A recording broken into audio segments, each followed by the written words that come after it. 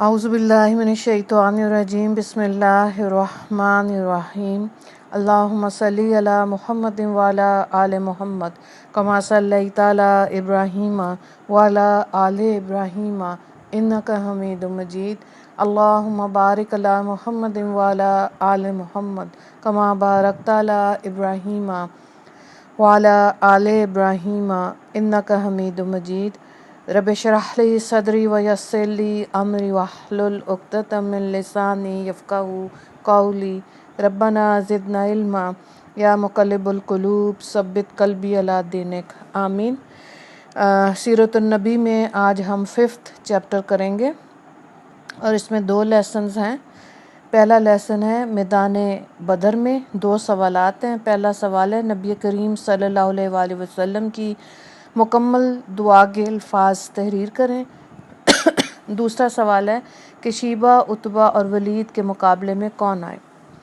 फिर नबी करीम सल्लल्लाहु अलैहि वसल्लम ने इस कच्चे कुएं पर एक हौज़ बनवाया जहां इस्लामी लश्कर ने पड़ाव डाला था।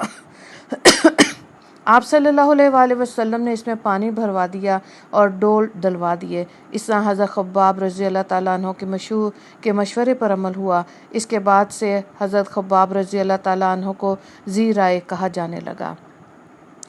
इस मौके पर हज़रत साद बिन मुआज़ रज़ी अल्लाह ताला अन्हु ने आप सल्लल्लाहु अलैहि वसल्लम से अर्ज़ किया, है अल्लाह के रसूल, क्यों ना हम आपके लिए एक अरीश बना दें। अरीश खजूर की शाखों और पत्तों का एक साइबान होता है, आप इसमें तशरीफ़ रखें, इसके पास आपकी सवारियां तैयार रहें और हम दुश्मन से जाकर मुकाबला करें। नबी करीम सल्लल्लाहु अलैहि वसल्लम ने इनका मशवरा कबूल फरमाया। चुनांचे आप सल्लल्लाहु अलैहि वसल्लम के लिए साइबान बनाया गया। ये एक ऊंचे टीले पर बनाया गया था। इस जगह से आप सल्लल्लाहु अलैहि वसल्लम पूरे मैदान जंग का मुआयना फरमा सकते थे। हजूर अकरम सल्लल्लाहु अलैहि वसल्लम ने वहीं क़याम फरमाया। सहाबा रज़ी अल्लाह ताला अन्हुम ने पूछा, आपके साथ यहाँ कौन रहेगा ताकि मुशरिकों में से कोई आपके करीब ना आ सके। हज़रत अली रज़ी अल्लाह ताला अन्हु कहते हैं कि अल्लाह की कसम, ये सुनकर हम में से अबू बकर सिद्दीक़ रज़ी अल्लाह ताला अन्हु आगे बढ़े और अपनी तलवार का साया आप सल्लल्लाहु अलैहि वसल्लम के सर पर करते हुए फरमाया, जो शख्स भी आपकी तरफ बढ़ने की जुर्रत करेगा इसे पहले इस तलवार से निमटना पड़ेगा। हज़रत अबू बकर सिद्दीक़ रज़ी अल्लाह ताला अन्हु के इन जुर्रतमंदाना अल्फाज की बुनियाद पर हजूर नबी अकरम सल्लल्लाहु अलैहि वसल्लम ने इन्हें सबसे बहादुर शख्स करार दिया। ये बात जंग शुरू होने से पहले की है। जब जंग शुरू हुई तो ख़ुद हज़रत अली रज़ी अल्लाह ताला अन्हु भी साहिबान के दरवाज़े पर खड़े थे और हज़रत साद बिन मुआज़ रज़ी अल्लाह ताला अन्हु भी अंसारी सहाबा के एक दस्ते के साथ वहाँ मौजूद थे और हज़रत अबू बकर सिद्दीक़ रज़ी अल्लाह ताला अन्हु अंदर आप सल्लल्लाहु अलैहि वसल्लम की हिफाजत पर मामूर थे। इस तरह सुबह हुई। फिर कुरैशी लश्कर रेत के टीले के पीछे से नमोदार हुआ। इससे पहले हजूर अकरम सल्लल्लाहु अलैहि वसल्लम ने कुछ मुशरिकों के नाम ले लेकर फरमाया कि फ़लाँ इस जगह कत्ल होगा, फ़लाँ इस जगह कत्ल होगा। हज़रत अनस बिन मालिक रज़ी अल्लाह ताला अन्हु फरमाते हैं कि जिन लोगों के नाम लेकर हजूर अकरम सल्लल्लाहु अलैहि वसल्लम ने फरमाया था कि इस जगह कत्ल होगा, वो बिल्कुल वहीं कत्ल हुए, 1 इंच भी इधर उधर पड़े नहीं पाए गए। हजूर नबी करीम सल्लल्लाहु अलैहि वसल्लम ने जब देखा कि कुरैश का लश्कर लोहे के लिबास पहने और हथियारों से खूब लेस बढ़ा चला आ रहा है तो अल्लाह रब्बुल इज़्ज़त से यूं दुआ फरमाई, ए अल्लाह, ये कुरैश के लोग, ये तेरे दुश्मन अपने तमाम बहादुरों के साथ बड़े गरूर के आलम में तुझसे जंग करने, यानी तेरे अहकामात की खिलाफ वर्जी करने और तेरे रसूल को झुटलाने के लिए आए हैं।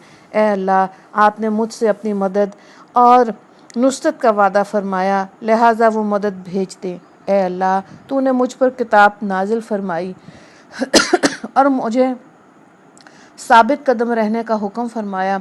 मुशरिकों के इस लश्कर पर हमें गालिब अता फरमा। ए अल्लाह, इन्हें आज हलाक फरमा दीजिए। एक और रवायत में आप सल्लल्लाहु अलैहि वसल्लम की दुआ में ये अल्फाज भी आए, ए अल्लाह, इस उम्मत के फ़िरौन अबू जहल को कहीं पनाह न दे, ठिकाना ना दे। गर्ज जब कुरैश लश्कर ठहर गया तो उन्होंने उमैर बिन वहब जहीमी रज़ी अल्लाह ताला अन्हु को जासूसी के लिए भेजा। ये उमैर बिन वहब रज़ी अल्लाह ताला अन्हु बाद में मुसलमान हो गए थे और बहुत अच्छे मुसलमान साबित हुए थे। आप सल्लल्लाहु अलैहि वसल्लम के साथ गज़वा उहद में शरीक हुए। कुरैश ने अमीर उमैर रज़ी अल्लाह ताला अन्हु से कहा جا کے محمد کے لشکر کی تعداد معلوم کرو اور ہمیں خبر دو۔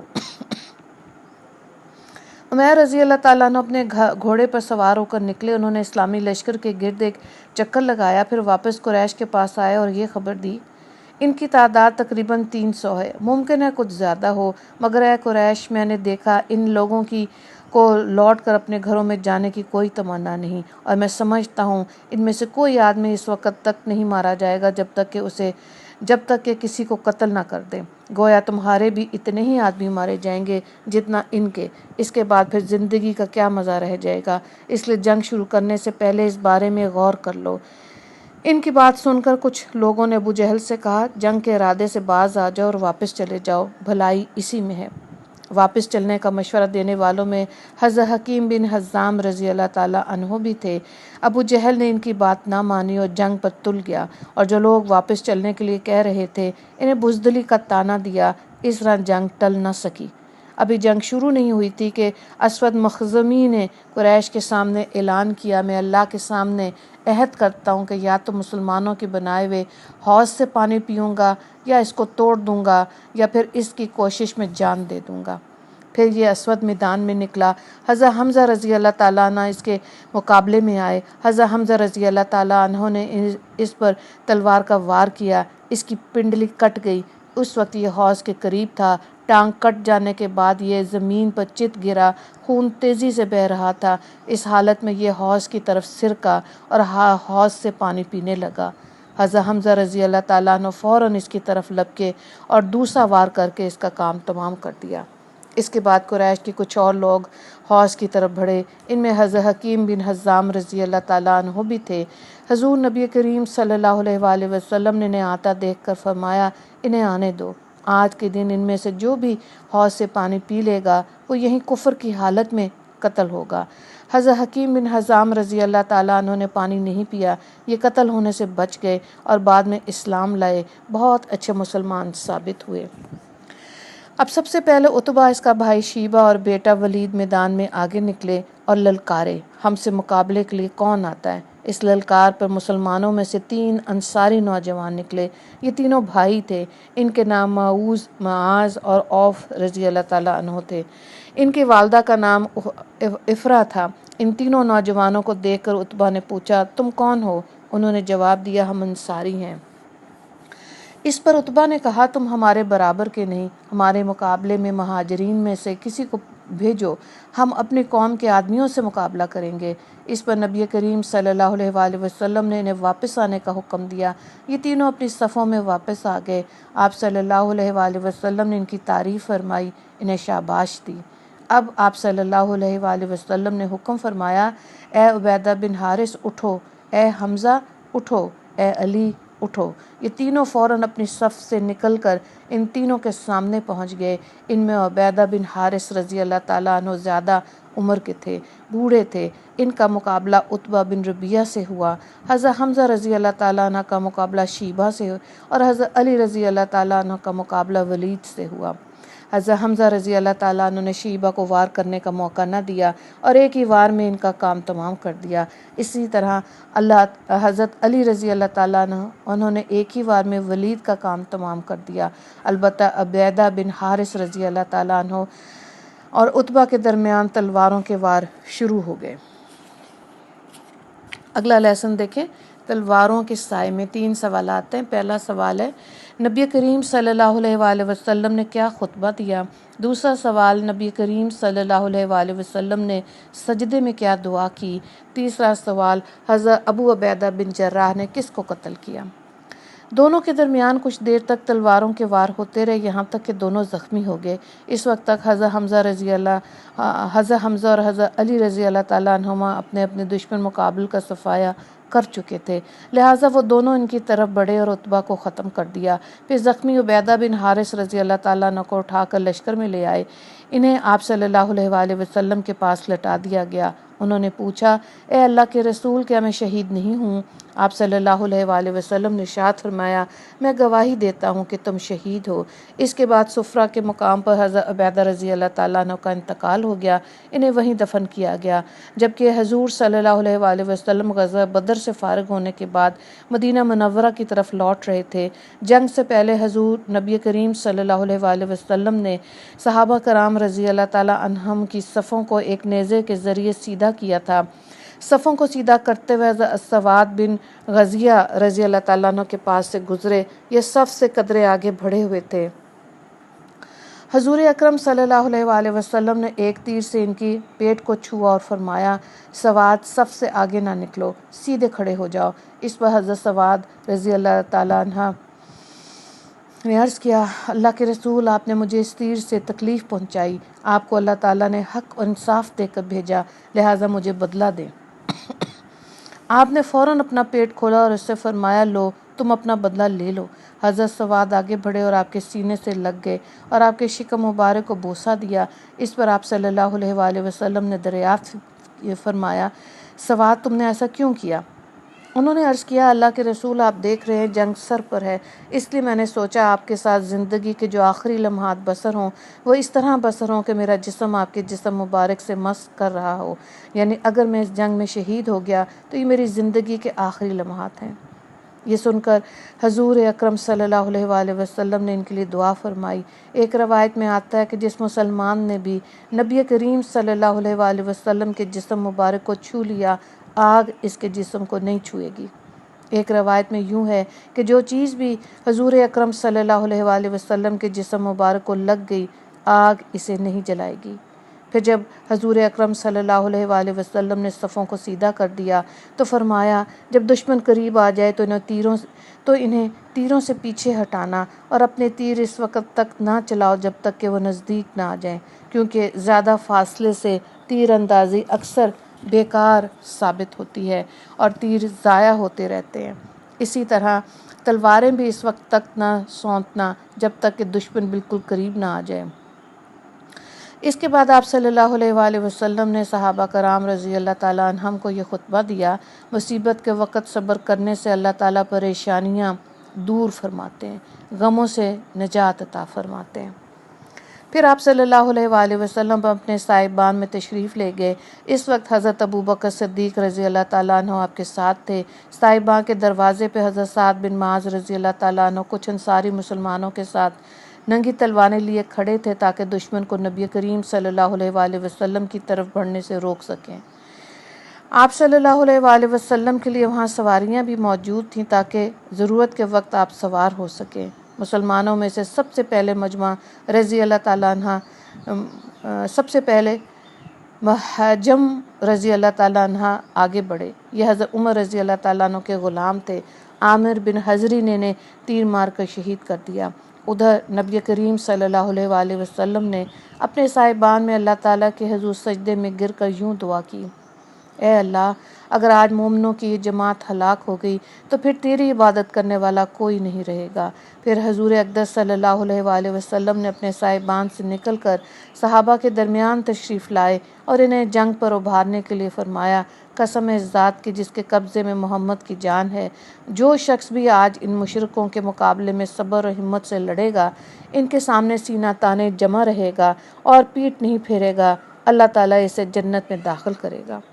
حضرت عمیر بن حمام رضی اللہ تعالیٰ عنہ اس وقت کھجوریں کھا رہے تھے۔ یہ الفاظ سن کر کھجوریں ہاتھ سے گرا دیں اور بولے واہ واہ، تو میرے اور جنت کے درمیان صرف اتنا فاصلہ ہے کہ ان کافروں سے کوئی مجھے قتل کر دے۔ یہ کہتے ہی تلوار سونت کر دشمنوں میں بھڑ گئے اور لڑتے لڑتے شہید ہو گئے۔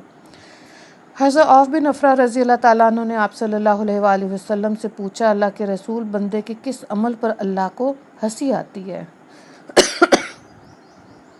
یعنی اس کے کون سے عمل سے اللہ تعالیٰ بہت خوش ہوتے ہیں؟ جواب میں آپ نے ارشاد فرمایا جب کوئی مجاہد ذرہ بختر پہنے بغیر دشمن پر حملہ آور ہو۔ یہ سنتے ہی انہوں نے اپنے جسم پر سے ذرہ بختر اتار کر پھینک دی اور تلوار سون کر دشمن پر ٹوٹ پڑے، یہاں تک کہ لڑتے لڑتے شہید ہو گئے۔ حضرت محبت بن وہب رضی اللہ تعالیٰ عنہ دونوں ہاتھوں میں تلوار لے کر جنگ میں شریک ہوئے۔ یہ نبی پاک صلی اللہ علیہ وآلہ وسلم کے ہم زلف تھے، یعنی ام المومنین حضرت سودا رضی اللہ تعالیٰ عنہا کی بہن کے خامند تھے۔ جنگ کے دوران نبی کریم صلی اللہ علیہ وآلہ وسلم نے ایک مٹھی کنکریوں کی اٹھائی اور مشرکوں پر پھینک دی۔ ایسا کرنے کے لیے حضور نبی کریم صلی اللہ علیہ وآلہ وسلم کو حضرت جبرائیل علیہ السلام نے کہا۔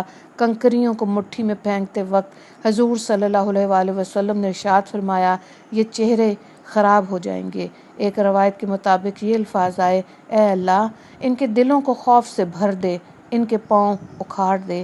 اللہ کے حکم اور حضور صلی اللہ علیہ وآلہ وسلم کی دعا سے کوئی کافر ایسا نہ بچا جس پر وہ کنکریاں نہ گری ہوں۔ ان کنکریوں نے کافروں کو بدحواس کر دیا۔ آخر نتیجہ یہ نکلا کہ وہ شکست کھا کر بھاگے۔ مسلمان ان کا پیچھا کرنے لگے، انہیں قتل اور گرفتار کرنے لگے۔ کنکریوں کی مٹھی کے بارے میں اللہ تعالیٰ نے قرآن کریم میں ارشاد فرمایا، اور اے نبی کنکریوں کی مٹھی آپ نے نہیں بلکہ ہم نے پھینکی تھی۔ سورہ انفال آیت نمبر 17۔ حضور نبی کریم صلی اللہ علیہ وآلہ وسلم نے کافروں کی شکست کھا جانے کے بعد اعلان فرمایا، مسلمانوں میں جس جس نے کافر کو مارا ہے اس کا سامان اسی مسلمان کا ہے، اور جس مسلمان نے جس کافر کو گرفتار کیا وہ اسی مسلمان کا قیدی ہے۔ وہ کافر جو بھاگ کر نہ جا سکے انہیں گرفتار کر لیا گیا۔ اس جنگ میں حضرت ابو عبیدہ بن جراح رضی اللہ تعالیٰ عنہ نے اپنے والد کو قتل کیا۔ پہلے خود باپ نے بیٹے پر وار کیا تھا، لیکن یہ وار حضرت ابو عبیدہ رضی اللہ تعالیٰ عنہ بچ گئے اور خود اس پر وار کیا جس سے وہ مارا گیا۔ اس پر اللہ تعالیٰ نے یہ آیت نازل فرمائی، سورہ مجادلہ آیت نمبر 23، جو لوگ اللہ پر قیامت کے دن پر پورا ایمان رکھتے ہیں، آپ انہیں نہ دیکھیں گے کہ ایسے شخصوں سے دوستی رکھتے ہیں جو اللہ اور رسول کے خلاف ہیں، اگرچہ وہ ان کے بیٹے یا بھائی یا خاندان میں سے ہی کیوں نہ ہوں۔ اس جنگ میں حضرت عبد الرحمن بن عوف رضی اللہ تعالیٰ عنہ نے امیہ بن خلف اور اس کے بیٹے کو قیدی بنا لیا۔ اسلام سے پہلے مکہ میں یہ شخص حضرت عبد الرحمن بن عوف رضی اللہ تعالیٰ عنہ کا دوست رہا تھا، اور یہی وہ امیہ بن خلف تھا جو حضرت بلال رضی اللہ تعالیٰ عنہ پر بے تحاشا ظلم کرتا رہا۔ حضرت عبد الرحمن بن عوف رضی اللہ تعالیٰ عنہ ان دونوں کے لیے میدان جنگ سے گزر رہے تھے کہ حضرت بلال رضی اللہ تعالیٰ عنہ کی نظر امیہ بن خلف پر پڑی۔ آج کے 2 لیسنز مکمل ہوئے۔ اس کے بعد پھر کیا ہوا کفار کی عبرتناک شکست کے بارے میں انشاءاللہ کل دیکھیں گے۔ وآخر دعوانا الحمدللہ رب العالمین۔ اللہم اغفر للمسلمین والمسلمات والمؤمنین والمؤمنات۔ السلام علیکم ورحمۃ اللہ وبرکاتہ۔